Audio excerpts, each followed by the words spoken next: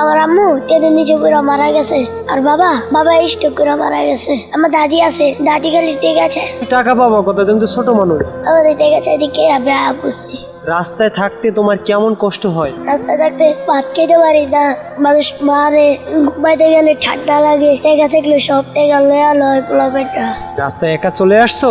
হ্যাঁ, এই তোমারে খুঁজে নেয় না তোমার দাদি? নেয়। তুমি কেন আবার চলে আসো?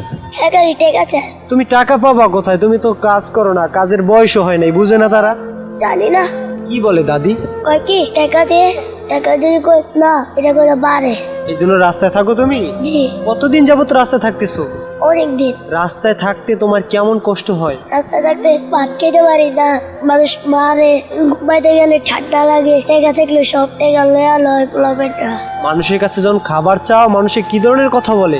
কয় যা করে খাওয়া দিতে পারবো না, তোর বাপি কি টিয়া দিয়া গেছে।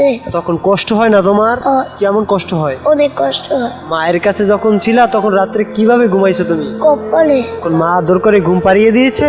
হ্যাঁ। এখন আর কেউ আদর করে না তোমাকে? না। মায়ের কথা মনে পড়ে? জি। কোন কথাগুলো বেশি মনে পড়ে? আম্মু যাবারে লগে লগে ঘুমাইতো, ধৈরা ঘুমাইতো, তারপর ভাত খাওয়া দিত হাত দেওয়া, এবার হলো মুখ ধোয়া যায় ভাত খাওয়ার পরে, এবার আদর করে ঘুম পাড়ায় দেয়।